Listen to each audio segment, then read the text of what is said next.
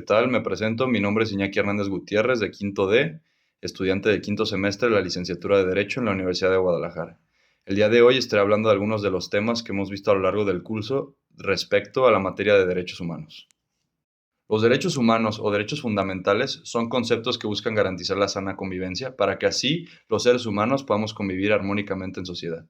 Sin embargo, cuando hablamos de la sociedad, tenemos que entender que para llegar a este punto, donde estos conceptos son de carácter obligatorio e indispensable para nuestro desarrollo como especie, tuvieron que pasar cientos de años, mismos que fueron de la mano de procesos que transformaron nuestras comunidades paulatinamente.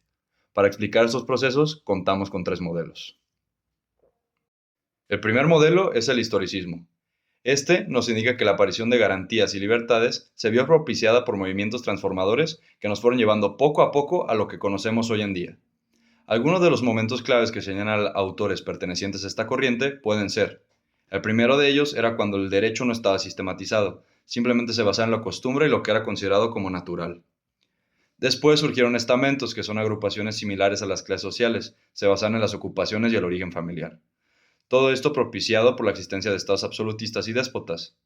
Eventualmente llegaron revoluciones que transformaron la sociedad, como pudieron ser la Revolución Francesa o la independencia estadounidense, para que así finalmente se estructuraran los estados de derecho. Ahora, un concepto muy importante dentro del historicismo es el imperium.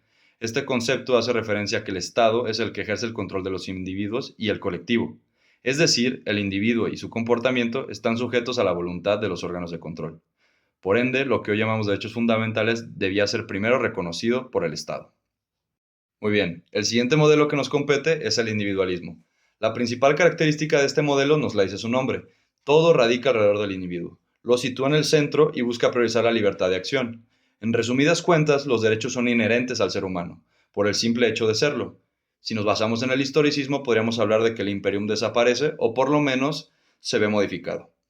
A diferencia de lo planteado en otros modelos, rechaza la colectivización y abraza el hecho de que cada ser humano es un mundo en sí mismo, con el afán de que el individuo pueda hacerle frente al poder público. Un ejemplo moderno y que nos compete como mexicanos pudiera ser el juicio de amparo, ya que es una garantía que nos permite como ciudadanos defendernos ante actos gubernamentales y que vayan en contra del orden constitucional vigente.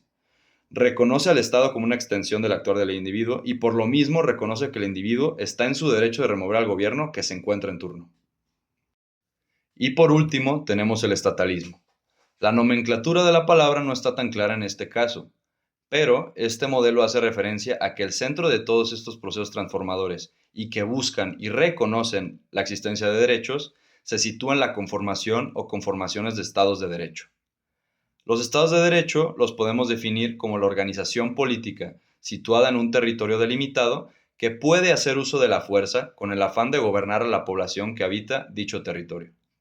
Su punto clave se relaciona con el hecho de que ninguna libertad ni derecho comenzaron a existir previo al establecimiento de estas organizaciones políticas, ya que los estados son los que organizan a la sociedad a través de la fijación de estatutos y dogmas de carácter obligatorio, es decir, la ley. Lo anterior se lo podemos atribuir a Hobbes y su obra El Leviatán. Sin el Estado ni sus órganos que aplican los dogmas mencionados con anterioridad, ni la aplicación, ni mucho menos la existencia de derechos y libertades de los individuos sería posible.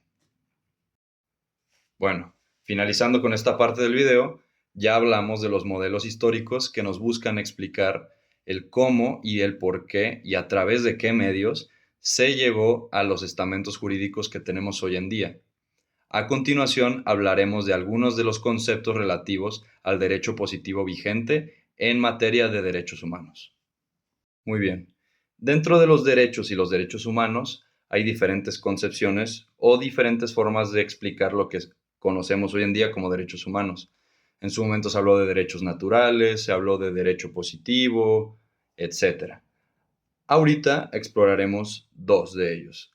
El primero de ellos es el derecho constitucional o los derechos constitucionales, mejor dicho. Estos derechos son aquellos que se ven positivados y contemplados dentro de una constitución política. En nuestro caso, los derechos que tenemos como ciudadanos se ven avalados por el artículo primero constitucional y se desglosan a lo largo de la parte dogmática de la constitución política. El segundo de ellos es la de los derechos naturales. Este concepto va un poco más relacionado con el justnaturalismo, y estos derechos son todos aquellos que contamos en virtud de nuestra naturaleza. Son todos esos derechos que contamos por el simple hecho de contar con la condición de seres humanos. Esto a grandes rasgos, claramente.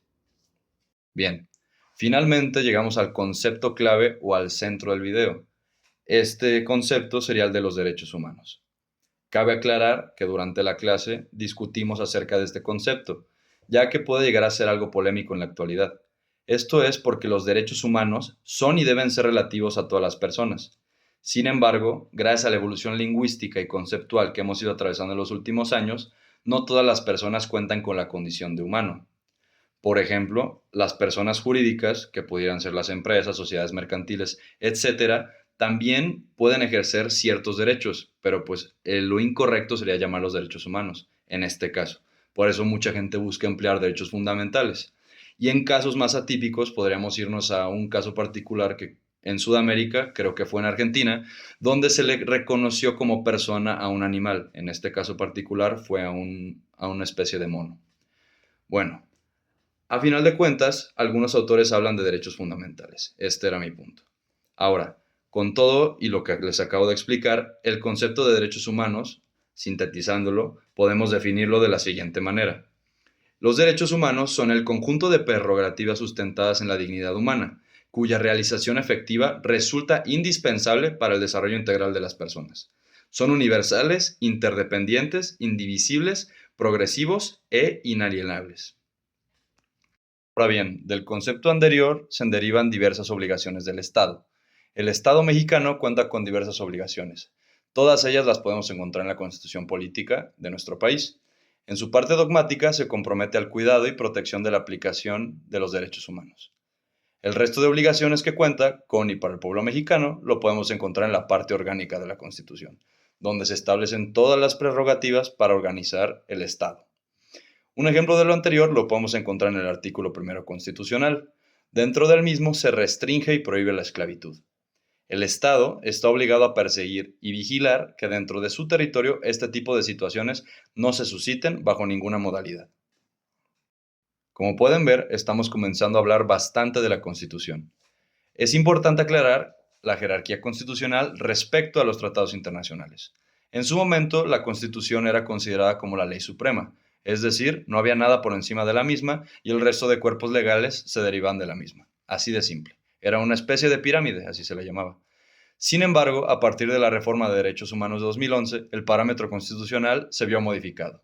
Pasamos de ese esquema piramidal al famoso bloque constitucional, también conocido como parámetro de control de regularidad constitucional. Esto implica que la Constitución y los tratados internacionales en materia de derechos humanos se encuentran al mismo nivel y el resto de leyes se deben sujetar a lo establecido en ambos. Teniendo en cuenta que si la Constitución llegase a ir en contra de algún tratado internacional, se suscitaría un conflicto jurídico con la Convención Americana de Derechos Humanos. Del buen cumplimiento del parámetro de control de regularidad constitucional se derivan varios principios. El primero de ellos es el principio pro persona. Se refiere a que en caso de que un juez o autoridad tenga que elegir qué norma aplicar a un determinado caso, deberá elegir la que más favorezca a la persona, sin importar si se trata de la Constitución, un tratado internacional o una ley. Otro de estos principios es la interpretación conforme. De este principio se deriva la jerarquía constitucional en relación con los tratados internacionales. Lo podemos encontrar en nuestro artículo 1 constitucional, y se trata de que las normas relativas a los derechos humanos son en su carácter de estándares mínimos objeto de una remisión hacia la Constitución, además de los tratados internacionales en materia, para efectos de que su aplicación sea más protectora en virtud de los individuos y los ciudadanos mexicanos. Y el último de estos principios es el principio de igualdad. Este otro principio derivado del artículo 1 constitucional hace referencia a que todas las personas que pertenezcan o se encuentren dentro del Estado mexicano deberán de ser tratadas por igual y de manera justa, sin importar cualquiera de sus características que lo constituyan como individuo. La justicia se constituye a partir de este principio. Y para finalizar con la presente recapitulación, les hablaremos de un ejemplo derivado del principio de igualdad. En el punto anterior hablamos de características que constituyen al individuo. Estas características las puede elegir el individuo y está en todo su derecho. Este derecho se le conoce como el libre desarrollo de la personalidad o también como el derecho a la autonomía e identidad personal. Busca proteger la potestad del individuo para autodeterminarse, Esto es, la posibilidad de adoptar, sin intromisiones ni presiones de ninguna clase, un modelo de vida acorde con sus propios intereses, sin que situaciones ajenas lo hagan influir en las decisiones necesarias para ello. De mi parte es todo, un saludo.